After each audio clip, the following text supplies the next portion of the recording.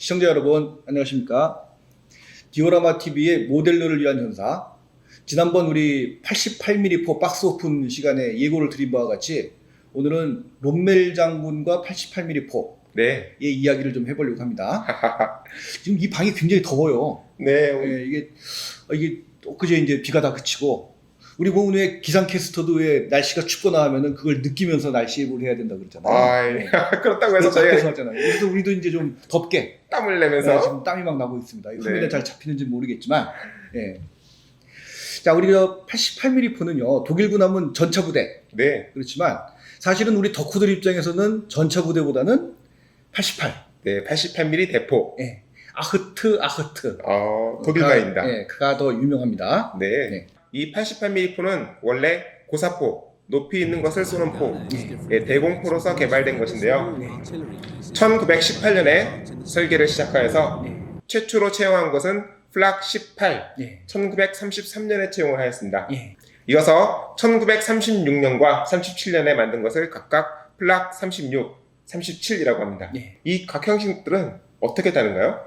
네, 그 18형은 네. 최초 형식이잖아요. 예. 근데 1918년형 포라고 했는데 사실은 이게 이제 그 베르사유 조약 때문에 우리가 18년도에 구닥다리 포다라는 걸 나타내기 위해서 이제 18형이라는 이름을 붙였습니다. 적을 기망하기 위해서. 그렇죠.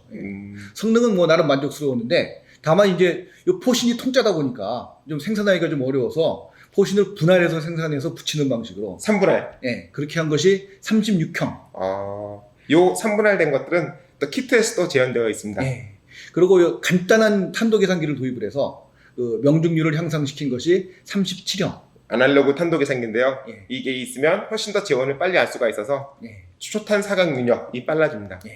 사실은 그래서 18형, 36, 37 다 같이 쓰였어요. 그러면 포탄이 같나요? 똑같죠. 당연히 똑같죠. 같은 포고 다만 18형의 그 운반 차대와 36, 37형의 운반 차대가 다른 걸 사용을 해요. 그런 차이는 있습니다. 그래도 본질적으로 같은 포다. 네. 자, 그리고 플라모델 키트는요. AFV 클럽에서 18형이 나옵니다. 네. 그 다음에 타미야와 드래곤에서 36형, 37형 여러 가지 형식들이 나오고 있습니다. 그러면 이 고사포의 특징은 어떤 게 있나요? 그러니까 고사포는 위에 비행기가 막 날아다니니까 이걸 빠른 속도로 탄약을 발사하지 않으면 스스슬 나가면 벌써 가버리고 없을 거 아니에요. 네. 그러니까 산을 위로 아주 빠른 속도로 탄약을 쏘아 올려야 돼요. 초속이 빨라야 된다. 포구 초속이 빨라야 된다. 그러니까 어쨌든 빠른 속도로 탄약을 발사해야 되기 때문에 이것이 전차포와 유사한 성질을 갖고 있다는 겁니다. 그래서 유명한 전차의 전차포는 고사포에서 파생된 게 많다는 거죠. 예를 들면 우리 뭐 가장 잘 아는 타이거. 88mm. 이게 플라크 36을 이제 전차포로 개조한 KWK로 KWK36로 바꾸고요. 하고요. 그다음에 유명한 그 퍼싱 전차의 90mm포도 출신이 고사포고요. 그리고 T34 85도. 그 출신이 고사포다. 이 고사포를 전차포에 유용하게 된다. 또 참고로 또 킹타이거 그 88mm포지만 더 길잖아요. 걔도 또 출신이 고사포예요. 71 구경장. 그렇죠. 자, 2차 대전 초기에 그 주력 전차의 전면 장갑은 뭐 기껏해야 30mm. 우리 3, 4, 5 전차 그 초기 모델은 15mm였어요. 그렇죠. 그리고 세계 각국 주력 전차도 비슷한데, 그러니까 대전차 포도 당연히 뭐 37mm 포, 뭐 50mm 포 이런 거로도 충분했다는 얘기죠. 이 당시에는 엔진의 출력이 기껏해야 200마력, 250마력 유래 갔기 때문에 20톤을 넘어가는 전차는 잘 없었습니다. 따라서 장갑도 그렇게 무작정 두꺼울 수는 없었죠. 그런데 독일군이 이제 프랑스에 침공을 해서 이제 신나게 진격을 하는데 그 영국군 마틸다 전차가 나타나요. 그랬는데 얘가 전면 장갑이 78mm. 그러니까 뭐 대전차 포로 뭐 도저히 뚫을 수가 없잖아요. 참고로 보병 전차라는 개념으로 보병하고 속도를 발맞춰서 느려도 좋으니 최대한 장갑을 두껍게 만든 그런 특수한 용도의 전차였기 때문에 가능했던 일인데요. 독일 전차들은 어쨌든 그런 게 없었으니까 쐈는데 뚫리질 않는 거죠. 그래서 할 수 없이 88mm 포를 갖다가 이제 마틸다 전차를 격파하게 됩니다. 속절없이 뚫렸겠네요. 그렇죠. 그게 이제 88mm 포의 대전차 포로서의 그 최초의 활약입니다. 네. 근데 사실 88mm 포는요, 애초부터 적에 대한 그 장갑 목표의 공격도 생각하고 만들었다 그래요. 그럼 처음부터 철갑탄을 만들었다? 그렇죠. 네. 그래서 그 운용을 어떻게 하냐면은 고사포 군단 사령부를 만들어서 대대 단위로 필요한 곳에 즉시 보내는 이런 식으로 운용을 했다고 합니다. 그래서 그 끄는 차도 있고, 예. 견인차도 있고. 예. 그래서 그 프랑스전 이후로 여기저기 이제 필요한 곳에 88mm 포를 이제 갖다가 이제 쏘는 거죠. 네. 그런데 가장 그 활약을 많이 한 것이 북아프리카. 물론 이제 소련에서도 활약을 많이 했죠. 그렇겠죠. 오히려 뭐 더 많이 활약을 했다고 볼 수도 있어요. KV-1 전차 같은 거. KV-1이나 T-34. 이거 완전 우주 전차잖아요, 이게. 그 당시의 입장에서는. 어디를 쏴도. 예. 그건 뭐 88mm 포가 아니면은 도저히 뚫을 수가 없었으니까. 그래서 그 소련과의 싸움에서도 맹활약을 했는데, 그러나 우리 이야기로서 많이 알려진 것은 역시 북아프리카. 네. 롬멜 장군. 이따 설명을 드리겠지만 물밀듯 물려오는 300여 대의 전차를 예. 소수의 88mm 포로 전부 괴멸을 시킨 예. 이런 이야기로 크게 알려지게 됩니다. 예. 자, 그래서 이 모델러를 위한 전사 이번 회는 그 롬멜 장군이 88mm 포를 운용했던 그 최초의 전투. 네. 영국군의 배틀 X 작전. 오. 전장의 도끼. 하하하. 이야기를 좀 해보려고 합니다. 그 도끼를 들고 예. 북아프리카에 찾아온 독일군들을 예. 딱 때리려고 했는데 예.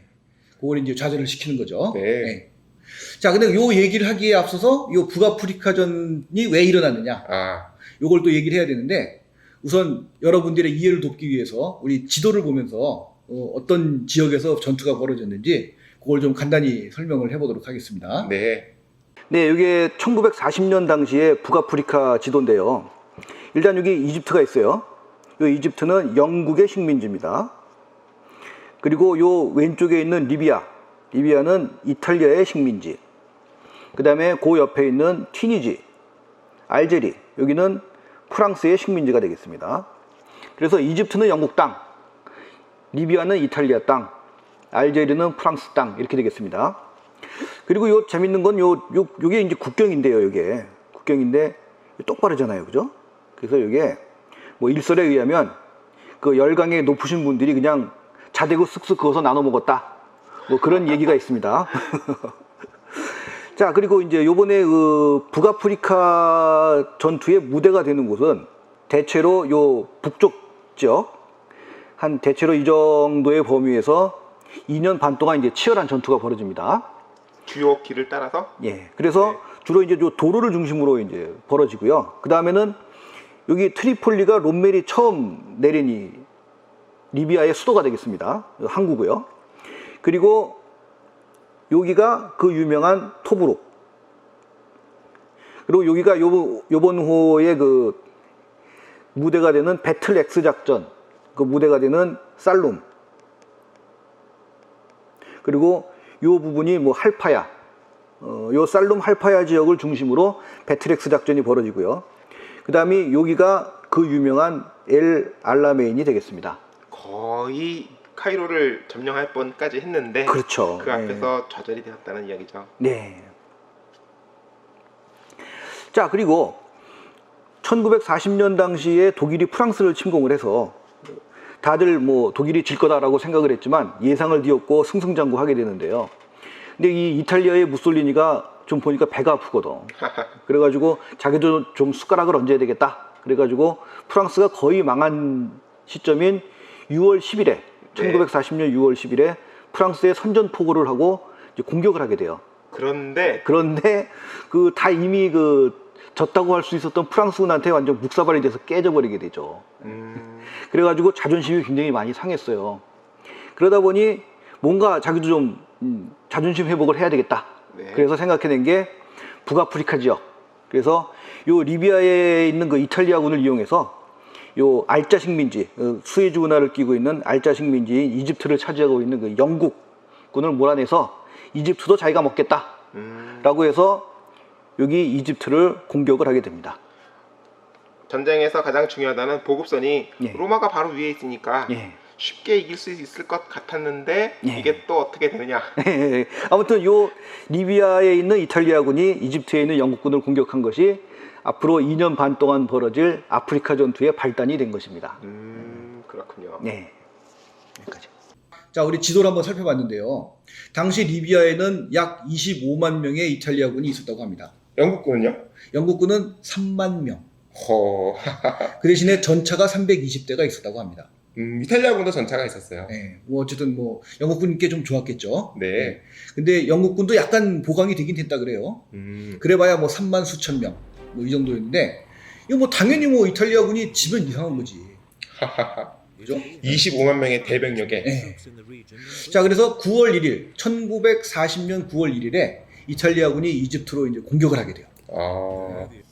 그러나 1차 대전의 전술과 무기에서 벗어나지 못한 이탈리아군이 영국군을 제대로 몰아치질 못했고, 영국군은 12월 6일부터 반격에 나섰다 그래요. 그래가지고 이탈리아군을 한 방에 물리치고 무려 6주 만에 13만 명을 포로로 잡았다고 합니다.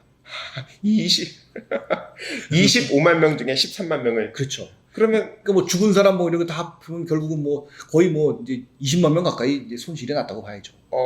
세상에. 아니 어떻게 그럴 수가 있나? 이게 역사에 남는 대패라고 합니다. 고작 3만 명에게 네. 25만 명의 대군이 고작 6주 만에 다 패배를 하고.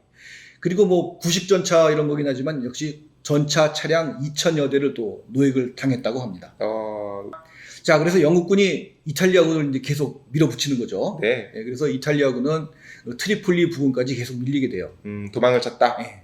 근데 이제 영국군도 뭐 계속 보급선이 길어지니까 어차피 뭐 이탈리아군 거의 뭐 끝장난 것 같고 하니까 우리 잠시 쉬어서 좀 전열을 정비하자.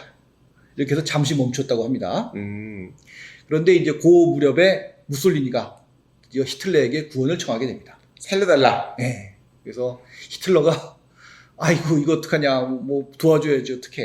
그래서 이제 군대를 보내게 되는데 그것이 바로 유명한 독일의 아프리카 군단. 그 사령관이 롬멜 장군입니다. 롬멜 장군이 또 자신의 군력에 길이 남을 첫 걸음을. 그래서 롬멜 장군은 원래 그 1차 대전에는 보병 전술의 대가였고 그 당시에 뭐 베스트셀러까지는 잘 모르겠지만 그 유명한 책도 썼다 그래요. 그런데 이제 2차 대전의 프랑스 전격전을 하면서 역시 전차 부대의 그 위력에 대해서 이제 매료를 하게 돼요. 이 가능성에 눈을 뜨고. 그래서 바로 전차 부대 지휘관으로 변신하게 됩니다. 그래서 롬멜 장군이 1941년 2월 14일에 드디어 트리폴리에 도착하게 됩니다.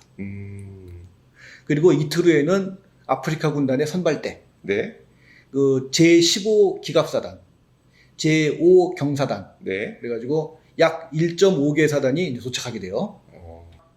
그 아프리카 군단이 처음에 이제 2월 달에 도착을 했지만, 그건 선발대 성격이고요. 그래서 본진까지 다 이제 갖춰지려면은 한 5월 정도까지 기다려야 됐었어요. 아무래도 장비를 다 실어와야 되니까. 그렇죠. 그런데 이제 히틀러도 롬멜에게 현재 전선을 유지하고 무리한 공격을 하지 마라.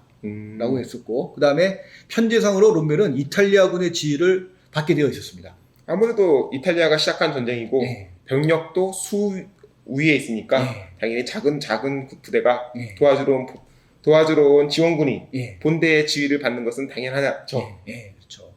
근데 이 롬멜이 보니까 이탈리아군이 참 너무 한심하게 짝이 없는 거예요. 그건 그렇습니다. 그리고 이 영국군의 그 전선을 시찰을 해보니까 이거 뭐 완전히 밥인 거라. 왜냐하면 이 롬멜 장군은 그 적의 약점을 찾아내서 공격하는 데 동물적인 감각을 갖고 있었다고 합니다. 그래서 지휘도 항상 최전선에 나가서 지휘를 해요. 비행기 타고 다니면서. 그래서 저 뒤에 후방에 있는 지휘소에서 보고를 받는 것은 이미 낡은 정보일 뿐이다. 라고 하여 자기 스스로 최전선에 나가서 지휘를 하게 됩니다. 그래서 죽을 고비를 넘긴 것도 10여 차례. 그리고 일반 병사와 같은 음식을 먹고 같은 침구에서 자고 그래서 아주 똑같이 생활을 하고 그 덕분에 롬멜의 부대에서는 그 상급 지휘관들이 또 자기네도 솔선수범해야 되잖아요. 그렇죠. 그래가지고 사망률이 훨씬 높았다고 합니다. 그 슈토르이 정찰기를 타고 다니다가 야 빨리 공격을 하지 않느냐 재촉을 하면 장군님 저희 적의 저항이 완강해서 뚫을 수가 없습니다. 흑달같이 화를 내면서 자네를 포함해서 절반의 병력이 사망해도 그것은 예정된 일이다. 속히 공격하라. 해서 공격을 하게 되고 또 죽습니다. 자, 3월 24일에 그래서 공격에 나서게 돼요. 그러니까 영국군이 깜짝 놀란 거죠. 아니 어째서 다 편제도 안 된 놈들이. 네. 이래도 또 어느 정도 또 정보망이 있기 때문에 롬멜이 그 공격하지 말라는 그 명령을 내렸다는 것도 대충은 알고 있었어요. 히틀러의 의중을 어느 정도 파악하고 있었는데. 그렇죠. 네. 근데 그냥 쳐들어오니까 그래가지고 지리멸렬 아주 이제 도망을 치게 됩니다. 아, 왔던 길로 다시. 네. 그래서 계속 패주를 하면서 이제 신나게 또 진격을 하는 거죠. 롬멜 그 아프리카 군단이. 예. 근데 그 토브룩에 도착을 하면서 이제 토브룩을 포위하게 돼요. 토브룩에 예. 이탈리아가 만들어 놓은 요새가 있었는데 예. 지금은 영국군이 거기를 차지하고 예. 있는 것이죠. 예. 그래서 그 토브룩을 이제 함락시키기 위해서 이제 공격을 하는데 이 사막의 기동전에서 이 포위 선멸전, 그러니까 소모전으로 이제 돌아가니까 그렇죠. 이게 이제 롬멜이 이제 병력 수가 많지 않으니까 쉽지가 않은 거예요. 그렇죠. 적은 높은 예. 요새에서 아래를 향해 쏘고 있기 때문에 병력의 우세 없이는 사실 요새를 함락하기가 어렵습니다. 예. 그래서 그 요새를 탈환하지 못한 상태로 포위만 하고 나머지 병력이 또 영국군을 이제 밀어내게 돼요. 그래서 리비아, 이집트 국경까지 이제 몰아내게 됩니다. 전쟁의 시작점으로 다시 돌아왔네. 예. 네. 그러니까 처칠 수상 입장에서 보면 본국에서 계속 밀리니까 열받잖아요. 그래서 당시 그 영국 지휘관인 웨이블 장군에게 반격을 독려하게 돼요. 그 당시에 웨이블 장군은 238대의 전차를 갖고 있었는데 예. 처칠 수상은 더욱 지원을 해줄 테니까 빨리 반격을 준비해라. 어떤 지원을 해줬나요? 그래서 추가로 병력 지원도 해주고 네. 그다음에 처음으로 또 크루세이더 순항 전차가 도착하게 됩니다. 신형 전차. 그렇죠. 네, 굉장히 빠른 전차입니다. 예. 그래서 5월 한 달 동안 이 웨이블 장군은 이 독일군을 몰아내기 위해서 이제 전열을 정비를 하는 거죠. 예. 그래서 시작된 작전이 바로 오늘 이야기하는 배틀엑스 작전입니다. 자, 배틀엑스 작전은 1941년 6월 15일에 시작이 돼요. 네. 자, 하지만 롬멜 장군도 이 적의 그 의도를 웬만큼 다 파악을 하는 거죠. 정찰을 통해서. 그렇지, 계속 하니까. 예. 이 병력들이 늘어나고 있고. 항구에 계속 예. 수송선인들이 오니까. 또 왔다 갔다 하는 거 보면 뭐, 이제 사실 뭐 자기 입장이라도 공격할 거 아니에요. 그죠? 예. 그래서 만반의 준비를 다 하고 이제 대기를 하게 됩니다. 예.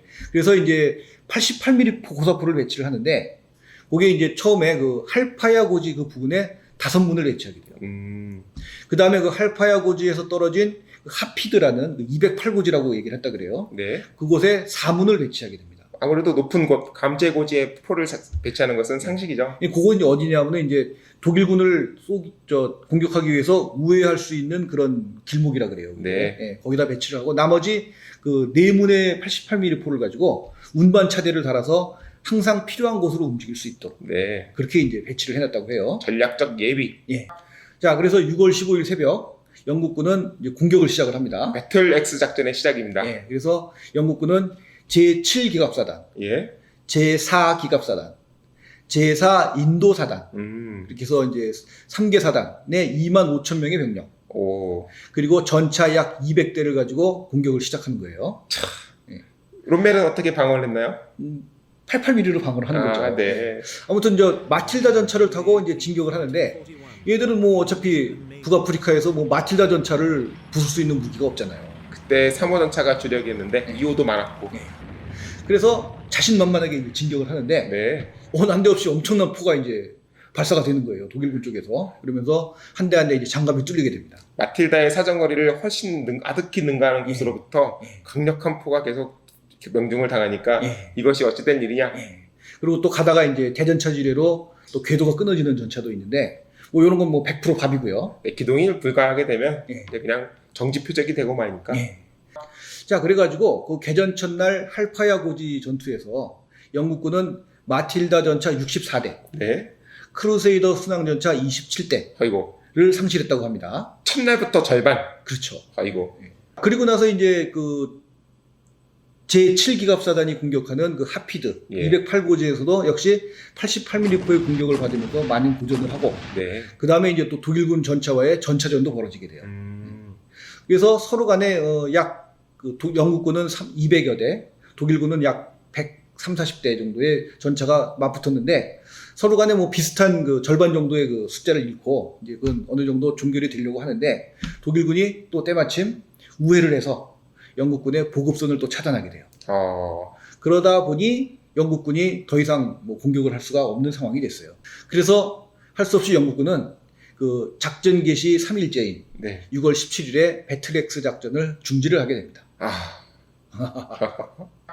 자, 그래서 작전 이틀 만에 이제 영국군은 보유 전체의 3분의 2를 상실하게 돼요. 근데 이제 독일군은 이 앞쪽 우리 전선에 영국군 전차들이 버려져 있잖아요. 우리 독일군 전차도 또 부서진 것들이 이렇게 하니까 이걸 다 이제 걷어오는 거예요. 그리고 뭐야 또? 그래가지고 또 수리를 하고 해가지고 독일군 자체적으로 완전히 잃은 전차는 겨우 25대. 그리고 또 영국 전차를 수리해서 이 노획을 함으로써 전력이 훨씬 증강하게 됩니다. 네. 그럼 이 배틀엑스 작전에서 재미있는 에피소드가 있었다는데 뭔가요? 그저 208고지 전투가 끝나고 그 포로가 된 영국군 장교가 이제 신문을 당하면서 이 88mm 포를 쳐다보면서 고사포로 전차를 쏘다니 비겁하다 라고 얘기했다고 합니다. 그랬더니 뭐라고 맞받아쳤느냐? 전차포에 뚫리지 않는 전차를 공격한 너네들이 더 비겁하다 라고 얘기했다고 합니다. 피장파장인데 이런 전장에서도 이런 농담이 오가는 거 보니까 어떻게 보면 조금 인간적인 전장이 아니었나? 그렇죠. 훨씬 더 지금 현재 동부전선에서는 아비규환 지옥이 벌어지고 있었잖아요. 그렇죠. 거기 뭐 잡히면 죽음입니다, 그냥. 항복을 받지 않고 민간인도 다 죽여버리는 거죠, 거기 그냥. 근데 우리 여기서는 이렇게 뭐 나름 기사도 정신이 있었다고 합니다. 항복도 받아주고. 자, 이 배틀엑스 작전의 실패로 그 영국군의 웨이블 장군이 해임이 돼요.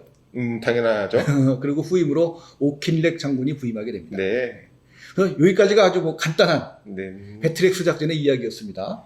그러니까 88mm 포 9문 한테 완전히 그냥 영국군의 야심찬 작전이 다 좌절됐다라는 게 일단 핵심입니다. 도끼가 부러졌네.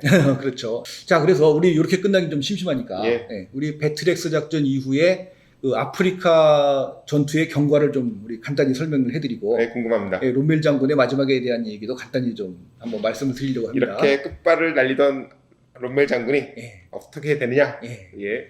자, 그래서 배틀엑스 작전 이후에 이제 다시 영국군은 반격을 준비하게 돼요. 오킨렉 장군의 새로운 장군이 오셨으니까. 그래서 어떻게 했냐면은 병력상으로 독일군의 4배. 그러니까 독일군의 4배고 독일군과 이탈리아군을 만약에 합친다고 해도 9대4. 그러니까 영국이 9고 독일이 4인 거죠. 그러니까 2배 이상의 병력을 확보를 해서 1941년 10월에 크루세이더 작전을 발동하게 돼요. 그래서 이제 막 밀고 가는데 역시 이 전투에서도 88mm 포를 비롯한 독일군의 분전으로 이걸 다 막아내게 됩니다. 2배 넘는 적을. 막아내게 되는데 근데 이제 막아내긴 했는데 이제 보급도 다 떨어지고 물자가 다 떨어진 거예요. 그래서 이 아프리카 군단은 뭐 이길 때나 질 때나 처음부터 끝까지 극도의 물자 부족에 시달렸어요, 항상. 그래서 크루세이더 작전을 막아내긴 했지만 이 롬멜 입장에서 보면은 이제 완전히 보급이 떨어졌기 때문에 더 이상 버틸 수가 없었어요. 그래서 할 수 없이 확 패주하게 됩니다. 그러니까 출발했던 곳으로 다시 돌아왔어요. 근데 롬멜은 이제 이 당시에 어쨌거나 일단 인원들을 보존을 하지 않으면 반격을 할 수가 없었잖아요. 그러니까 일단 인원부터 보존을 하는 게 우선이라고 생각을 해서 일단 작전상 후퇴를 한 겁니다. 그래서 1941년 말까지 이제 철수를 하고 그 다음에 다시 전열을 정비해서 1942년 초에 다시 반격에 나서게 됩니다. 그래서 1942년 초부터 1942년 중반까지가 롬멜의 전성시대가 이제 열리게 돼요. 그래서 롬멜은 아프리카 군단은 이제 영국군을 다시 이제 밀어붙이면서 그 토브룩 좀 전에 있는 가잘라 지구에서 영국군과 격전을 벌여서 승리를 거두고 그 내친 걸음에 토브룩까지 함락시키게 됩니다. 드디어. 그래서 가잘라 지구와 토브룩의 전투에서 또 영국군을 물리쳤으면 물론 막대한 양의 물자까지 노획을 하게 됩니다. 영국군이 이 패퇴를 하기 전에 다 물자를 폭파 처분이나 불용 처분을 하고 갔어야 되는 건데 미처 도망가느라 그러지 못하고 그 막대한 물량을 공급받은 노획한 롬멜은 앞으로 우리는 1년, 2년 더 싸울 수가 있다. 이런 얘기를 했고 이런 얘기는 기동전사 건담 만화에서도 같은 내용이 패러디하게 됩니다. 아무튼 그래서 한때는 보유 차량의 85%가 미국제하고 영국제였다 그래요. 그 정도였는데 아무튼 그렇게 진격을 하면서 엘 알라메인, 그러니까 이집트 리비아 국경에 엘 알라메인까지 치고 들어가요. 근데 그 엘 알라메인 전투에서 영국군이 독일군을 막아내게 됩니다. 그래서 독일군이 물론 이제 밀린 건 아니지만 예. 일단 더 진격을 실패한 거잖아요. 그렇죠. 그게 제 1차 엘 알라메인 전투. 네. 1942년 7월에 벌어졌습니다. 예. 그래서 일단 진격이 저지가 된 상태에서 영국군은 이제 다시 이제 병력을 증강하고 준비를 또 하는 거죠. 그렇습니다. 이 시기에 이제 몽고메리가 부임을 하게 돼요. 이게 바로 몽고메리와 롬멜의 대결이라고 네. 이제 말을 하는데, 사실은 이 몽고메리는 굉장히 좀 성격이 좀 신중한 편이라서 그 자기네들이 병력과 물자를 충분하게 모을 때까지 이제 기다려요. 근데 이 롬멜 입장에서는 저기 계속 늘어나고 있잖아요. 그러면 그러니까, 늘어나기 전에 그러면 마지막에 어떻게든 지금이라도 공격을 해야겠다. 예. 그래서 42년 8월에 한 차례 공격을 하는데 역시 실패. 아무래도 예. 88mm포가 있다고는 하나 예.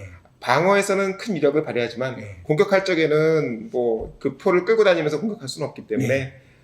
그리고 독일군이 사실은 철수를 했어야 되는데 그 200km밖에 안 떨어진 또 알렉산드리아가 또 너무 탐이 났던 것 같아요. 한국 예. 그래서 아무튼 몽고메리는 계속 물자를 축적하고 당시에 영국군 육상 전력의 50%가 글로 왔다고 합니다. 네. 엄청난 거죠. 그리고 물자도 많이 축적을 하고 하니까 사실은 뭐 몽고메리와 롬멜의 대결 그렇지만 영보 씨가 지휘를 해도 이기는 거예요. 압도적인 전력, 그렇죠. 풍부한 보급, 예. 그리고 또 말라 죽어가는 롬멜 부대. 예. 그러니 뭐 그래서 1942년 10월에 제2차 엘 알라메인 전투가 벌어집니다. 네. 그게 우리가 보통 듣고 있는 엘 알라메인 전투가 2차예요. 예. 그래서 영국군이 일방적으로 승리를 거두게 되고 그렇죠. 독일군은 이제 패주를 하게 되는데 그 엘 알라메인부터 티니지까지 무려 3,000km를 질서정연하게 후퇴를 하게 됩니다. 일단 후퇴를 하게 되면 지리멸렬, 예. 회퇴하기 그냥 그야말로 부대가 와해되기 십상인데 예. 3,000km씩이나 후퇴를 하면서도 부대를 거의 완전히 온전하여 예. 후퇴를 한 것은 롬멜이 보통 지휘자가 아니었다. 예. 그래서 롬멜의 그 진정한 능력이 여기서 발휘되었다라는 사람도 있어요. 왜냐하면 낙오가 안 새는긴다는 게 예. 그 장군을 믿고 사기가 보존이 됐기 때문에 가능한 일입니다. 예. 근데 1942년 말에 또 예. 미군이 알제리 모로코에 상륙을 하는 거예요. 패턴이 왔네. 예. 그래서 미군은 이제 서쪽에서 동쪽으로, 예. 영국군은 동쪽에서 서쪽으로, 그래서 이제 협공을 하는 거죠. 예. 그러다 보니까 이제 히틀러도 이제 이게 미군이 거기로 왔으니까 유럽 침공도 이제 다가왔다 싶어가지고 되려 지원을 좀 더했다고 합니다. 그래서 타이거 전차도 그래서 온 거예요. 예. 그랬는데 사실은 그 당시에 이미 지휘 체계가 막 여러 가지로 갈라지게 돼요. 그래서 롬멜은 타이거 전차를 운용하지 못했어요. 아파서 왔다 갔다 했었죠. 예, 그리고 이제 롬멜은 건강이 극도로 악화되어서 예. 1943년 3월에 아프리카를 떠나게 됩니다. 그렇게 되고 나머지 아프리카에 남은 잔존 병력들은 일부는 시칠리 섬으로 후퇴를 하고 대부분의 병력은 1943년 5월에 연합군에 항복을 하게 되고 그래서 아프리카 군단이 이제 거기서 끝이 나는 거죠. 결국 이탈리아의 욕심으로 시작했던 전쟁은 예. 독일군이 패퇴함으로써 예. 완전히 작살이 나고 예. 이제 그러면 롬멜 장군은 어떻게 되나요? 근데 그 이후에 이제 그 본국으로 와서 좀 쉬다가 네. 1944년 네. 노르망디 상륙 작전. 오버로드. 예, 그 당시에 이제 연합군이 어쨌든 이 상륙을 할 거라는 게 예상이 되니까 서부전선 사령관으로 부임을 하게 돼요. 네. 그 당시에 지휘 계통이 여러 개가 있었다 그래요. 그렇겠죠. 국방부 따로, 무장친위대 따로, 히틀러 직속부대 따로, 또 명목상의 또 총사령관 따로 뭐 이러니까 아무튼 롬멜이 뭐 총사령관이라고는 해도 좀 지위가 제한적이었던 것 같은데 네. 아무튼 사령관이 됐는데 1944년 7월이던가요? 히틀러 암살 사건이 일어나게 됩니다. 영화로도 나왔던. 예. 그래서 그 암살 사건에서 기적적으로 목숨을 건진 히틀러는 이 영모의 주모자들을 그냥 두지 않겠다. 네. 이 라고 반역자들을 해가지고, 전부 그래서 대대적인 숙청을 이제 감행을 하는 거예요. 예. 그래서 어떤 장군이 뭐 하루아침에 쥐두새도 모르게 사라지고 막 이랬다 그래요. 그리고 롬멜도 역시 수사를 하는 과정에서 이 영모의 주동자들과 영모의 이야기를 나눈 적이 있었다라는 그 이유로 이제 히틀러가 롬멜을 죽이기로 결심을 하게 돼요. 그래서 어느 날 게슈타포가 예. 롬멜의 집에 이제 찾아와서 네. 장군님은 반역죄로 기소가 되셨습니다. 아. 라고 얘기를 하게 됩니다. 그래서 이 롬멜 장군은 처음에는 기소가 됐으면 재판받는 거 아니에요. 그래, 내가 나를 변호하겠다. 네. 나는 재판을 사실 받겠다. 네. 재판을 하자. 네. 할 말은 하겠다. 했으나 그렇죠. 뭐 할 말은 하셔야죠. 네. 그런데 가족들이 무사할 수 있을까? 이 초법적인 게슈타포와 그렇게 나오니까 아이고 안 되겠다. 그래서 네. 죽어주마. 그래서 의관을 정지하고 게슈타포들을 따라 나가서 약 수백 미터 떨어진 숲속에 가서 차 속에서 독약을 마시고 자살을 당하게 됩니다. 이후 게슈타포와 입을 짜맞춘 의사에 의해서 과로사, 예. 심장마비로 돌아가셨다라는 이 발표를 하게 되고요. 성대하게 국장을 치렀다고 하네요. 네. 그게 1944년 10월 14일.